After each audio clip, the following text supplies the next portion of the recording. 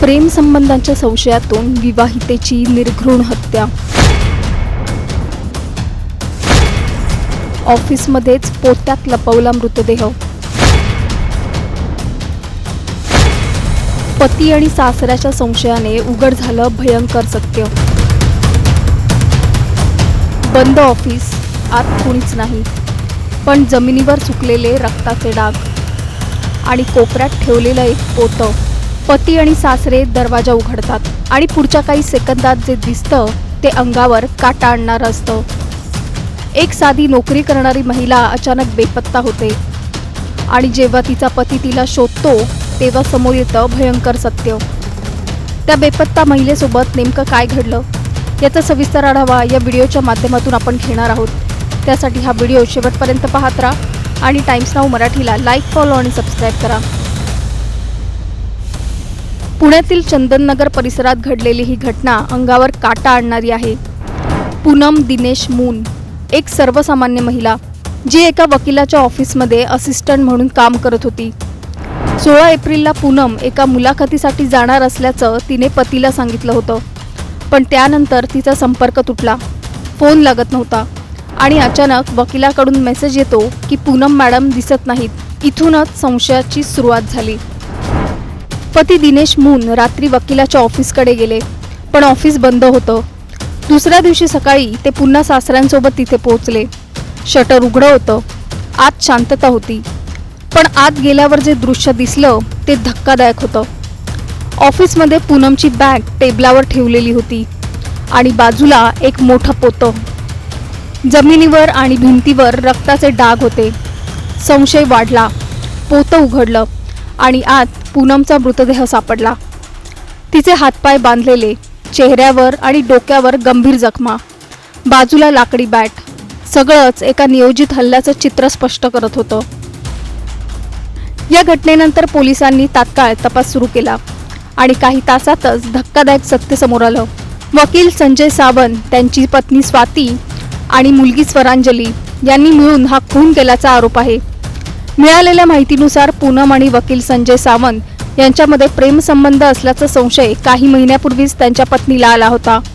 त्या कारणावरून घरात वादही झाला होता. प्रेमसंबंधांच्या संशयातून हा संपूर्ण कट रचला गेला असल्याचं प्राथमिक तपासात समोर आलंय. दिनेश उद्धवराव मून, राहणार गणेशनगर येरवडा, आणि त्याची पत्नी नामे पूनम दिनेश मून, हिचं ॲडव्होकेट संजय सावंत याच्याशी प्रेमसंबंध असल्याच्या संशयावरून ॲडव्होकेट सावंत आणि त्यांची पत्नी स्वाती सावंत आणि त्यांची मुलगी यांनी कट कारस्थान रचून त्याच्या पत्नीचा खून केला अशी आपल्याकडे फिर्याद दाखल झाली. एका ऑफिसमध्ये जिथे कायद्याचं रक्षण करणारा वकील बसतो तिथेच असा गुन्हा घडणं हेच सगळ्यांना हादरवून टाकणार आहे. प्रेम संबंधाचा संशय इतका भयानक वळण घेऊ शकतो. एक वकील जो कायद्याचं ज्ञान देतो तोच कायद्याचा इतका मोठा भंग करू शकतो. हा खून अचानक झालेल्या रागातून झाला की आधीपासून आखलेला प्लॅन होता?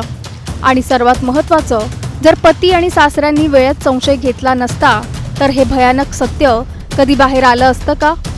तुमचं यावर मत काय? आम्हाला खाली कमेंट करून नक्की सांगा आणि चॅनलला सबस्क्राईब करा. Chandannagar police station, CR number 161/26, BNS कलम 103(1), 61(2), 35 ॲट्रॉसिटी ॲक्ट, कलम 32 VA हा गुन्हा पोलीस स्टेशनला दाखल झाला होता. फिर्यादी नामे दिनेश उद्धवराव मून, राहणार गणेशनगर येरवडा, आणि त्याची पत्नी नामे पूनम दिनेश मून, हिचं ॲडव्होकेट संजय सावंत याच्याशी प्रेमसंबंध असल्याच्या संशयावरून ॲडव्होकेट सावंत आणि त्यांची पत्नी स्वाती सावंत आणि त्यांची मुलगी यांनी कट कारस्थान रचून त्याच्या पत्नीचा खून केला अशी आपल्याकडे फिर्याद दाखल झाली. त्यानुसार वरिष्ठांच्या मार्गदर्शनानुसार आमचे पोलीस आयुक्त श्री अमितेश कुमार साहेब, जॉईंट CP साहेब शर्मा साहेब, ACP झोन 7 श्री मुंडे साहेब, माननीय ACP सोनवणे मॅडम यांच्या मार्गदर्शनाखाली आम्ही तपास सुरू केला. तसेच ACP मुळीक साहेब हे क्राईम ब्रँचचे यांचे पण तपास पथक आरोपीचा शोध घेत होते. अनेक टीम तयार करण्यात आल्या होत्या. तांत्रिक विश्लेषण करून त्या आरोपींना आम्ही 6 तासाच्या आत ताब्यात घेतलेलं आहे. आणि ह्या गुन्ह्याचा तपास एसीपी नूतन पवार मॅडम करत आहे. आज ह्या आरोपींना कोर्टात सादर केले असता त्यांचं 22 तारखेपर्यंत रिमांड घेण्यात आलेलं आहे आणि अधिक तपास आम्ही करत आहोत. काय कारण काय असं मोडस ऑपरेंडी काय तुम्ही त्यांनी प्लॅनिंग करून ह्या 3 आरोपींनी प्लॅनिंग करून ह्या महिलेला त्यांच्या ऑफिसमध्ये बोलवलं होतं आणि त्यांच्यामध्ये वाद झाला आणि त्यांनी होत्याच्या आणि याच्या साह्याने बॅटीच्या साह्याने त्यांना वार करून त्यांना त्याचा खून केलेला आहे. सध्या ती कामाला होती का तिथं? कामाला होती तिथे ती. कारण काय सांगितलं मी याच्यातनं रागातनं मी त्याचा सहभाग कसा आहे तिच्या ती स्वाती पॉलिटिकली पण हे आहे ना ऍडव्होकेट संजय सावंत यांचा सहभाग कसा त्याच्यामध्ये यांनी पूर्ण प्लॅनिंग करून हा खून केलेला आहे. त्यामुळे आपण कटकारस्थांचं कलम 102 पण लावलेलं आहे आणि अधिक तपास आमचा सुरू आहे. ते पुण्यात नव्हते असं समजतंय ऍडव्होकेट संजय सावंत त्याविषयी आम्ही त्याचं तांत्रिक विश्लेषण करून आम्ही त्याचा तपास करत आहोत. दुसरं सर पोत्यात मृतदेह बांधून ठेवला होता. आरोपींचा प्रयत्न होता की बॉडी डिस्पोज करण्याचा, परंतु त्यांना ते शक्य झालं नाही, त्यामुळं आणि त्यांचा तो प्रयत्न फसला. काही राजकीय दबाव आणण्याचा प्रयत्न केला नाही, याच्यामध्ये कोणताही राजकीय दबाव नाही. आमचा पोलिसांचा तपास योग्य दिशेने सुरू आहे. तिन्ही आरोपी अटकेत. त्याच्यामध्ये एक आरोपी जुएनएल असल्यामुळं त्यांना जुएनएल कोर्टात हजर केलेलं आहे. तर मृतदेह दोरीनं बांधून ठेवला होता, बॅटनं किंवा आणखी काय काय हत्यार वापरलं मारण्यासाठी, मर्डर करण्यासाठी कारण सर मल्टिपल इंजुरी आहेत, त्याच्यामुळं मृत्यू झालेला आहे. नेहमीप्रमाणे माझी बायको 2 वाजता कामाला निघाली आणि 3:15 वाजता पोचली ऑफिसला. आणि मला तिच्या साहेबांचा फोन आला की मॅडम ऑफिसला आले नाही, त्यांचं काही अपडेट आहे का. मग मी म्हणलं सर तुम्ही फोन लावून बघा. तर ते म्हणले मी फोन लावला पण लागत नाही. तर मग मी लावून बघितलं, तर माझ्या फोन लावला, रिंग वाजली, पण तिने माझा फोन नाही उचलला. आता 2-3 वेळा करून बघितलं मी. एक 4 वाजता फोन केला तर तिने मला मेसेज टाकला मी तुम्हाला नंतर कॉल करतो. मग मी म्हणलं ठीक आहे, कुठेतरी इंटरव्ह्यू वगैरे गेली असेल, कारण की आमचं सकाळी बोलणं झालं होतं 1 वाजता, म्हणजे घरी असताना ती जेव्हा घरी होती की मी दुसरीकडे कामाला जाऊ का, तर त्यावेळेस मी तिला विषय टाळला होता. तर मला वाटतं ती गेली असेल दुसरीकडे इंटरव्ह्यूला, त्यामुळं तिने फोन नॉट रिचेबल करून ठेवला असेल. मग काय झालं, तुम्ही कुठे गेले, काय सापडलं? मग नंतर मग मी कंटिन्युअसली फोन करत होतो ना, त्याच्यानंतर तिचा फोन लागतच नव्हता, नॉट रिचेबल झाला आणि स्विच ऑफ झाला फोन. मग मला वाटतं ती तिचं बॅटरी वगैरे उतरली असेल, तर म्हणलं ती नेहमीप्रमाणे 7-8ला घरी येईल, पण ती काय घरी नाही आली. मग मला थोडा डाऊट आला. मग मी 8 वाजता कामावून निघलो, 9 वाजता घरी आलो आणि 9 वाजता घरी येऊन मी तिच्या ऑफिसपासून चौकशी केली की ती ऑफिसला आलती का. तर ते बाजूवाले लेडीज टेलर जे आहेत ते काय बोलले, तुमची वाईफ तर दिसली नाही आम्हाला, पण वकिलाची वाईफ आणि त्यांची मुलगी दुपारी ऑफिसला आल्या होत्या हे बोलल्या. तर मी तिथून वकिलाला फोन केला, त्याला सांगितलं. तो म्हणलं एक काम करा सर, मॅडम वागेश्वर मंदिरापाशी जाऊन बसतात कधी कधी, तर तुम्ही जाऊन तिथं चौकशी करा. मी तिथं पण गेलो. तिथे गेल्यानंतर त्याला तिथं पण काय झालं नाही. मग तिथून पण मी वकिलाला फोन केला की सर म्हणलं इथं आलेली नाही ती. तर मग म्हणलं मी सर आता चौकीत जातो, मला कंप्लेंट करायला खूप वेळ झाला म्हणलं. मग तरी त्यांनी माझा दिशाभूल करायचा प्रयत्न केला. म्हणजे आता चौकीत जाऊन काय करणार, एवढं लवकर चौकीत जाऊ नका, थोडं थांबा, मी माझ्याकडे काहीतरी ट्राय करतो, हे करतो ते करतो. पण मी काय ऐकलं नाही. मी शास्त्रीनगरला गेलो, तिथे म्हणले तुम्ही लक्ष्मीनगरला जावा. लक्ष्मीनगरला मी जाऊन फिरत दिली, पण ते म्हणले तुम्ही उद्या सकाळी 10 वाजता या. 10 वाजता गेलो आम्ही. 10 वाजता गेल्यानंतर ते म्हणले की कॉल डिटेल यायला टाईम लागेल.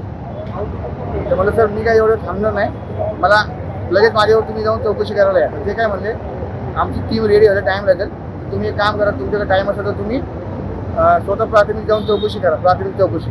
तर मग आम्ही येते तर विमाननगरला चौकात थांबलो. विचार केला की विमाननगरला ऑफिसमध्ये येऊन कोणाला विचारा, पण नंतर विचार केला एवढं ऑफिसेसमध्ये कसं काय कोणाला भेटणार. तर म्हणलं पहिली सुरुवात तिच्या ऑफिसपासून करा. मग जाता तर आम्ही CCTV बघत गेलो. बघता मग CCTV दिसले आम्हाला ऑफिसमध्ये बरेच. मग पुढं तिच्या ऑफिसपर्यंत गेलो, तेव्हा आम्हाला कळलं की रात्री जेव्हा मी आलो तेव्हा टाळ होतं शेटरला, पण आज टाळ नाही. मी लगेच वकिलाला फोन केला, मला सर शेटरला तुमचं टाळ नाही, तुम्ही तर मला सकाळी बोलले होते की मी तुम्हाला चावी पाठवतो म्हणून आल्यानंतर, मग आता शेटर उघडं कसं काय, मग खोलू का म्हटलं मी. तर ते मला म्हणते तुम्ही खोलून बघा, तुमच्या मनाची तसल्ली करून घ्या. मी जेव्हा खोललं तेव्हा बघितलं की आतमध्ये अंधार होता, पूर्ण फॅन चालू होता आणि उजव्या हाताला ईट मारायचं, मच्छर मारायचं होतं, बॉटल त्याच्यावरती रक्ताची ठशी होती. मग मी थोडं अजून पुढं गेलो तर बघितलं आतमध्ये पोते हातून ठेवले होते आणि त्याच्यावरती दगड होते. तर मला वाटतं काय ते काम केलं असेल. मी पण मागायला तो बघितलं भिंतीवरची रक्ताची ठशी आणि फरशीवर रक्त ठशी. तर मला डाऊट वाटला की माझी बायकोची बॉडी. मी लगेच 112ला फोन केला. आधी यांना फोन केला लक्ष्मीनगर पोलिसांना, तर ते म्हणले 112ला पहिले फोन करा आम्ही येईपर्यंत. मग 112ला फोन केला. मग चंदननगरचे पोलीस आले आणि त्यांनी बाकी पुढचा तपास केला. मग पंचनामा वगैरे सगळं केला, ते पोते काढले. त्यांनी माझ्याकडनं मुजूर याची ओळख करून घेतली. मी त्यांना सांगितली माझी बायको आहे म्हणून पुन्हा. मग त्याच्यानंतर त्यांनी पुढचं त्यांना तपास चालू केला. आणि त्या दरम्यान वकीलला पण फोन केला, पण वकील त्या वकीलला पण सगळं सांगितलं, पण वकीलने असं दाखवलं की मला काहीच माहीत नाही सर कधी हा प्रकार घडला. मी आता मुंबईला आहे, मी येतो सर पुण्याला, पण तो आलाच नाही. तो आला संध्याकाळी आणि याच्या बायकोला पोरीला पण संध्याकाळी अटक केली.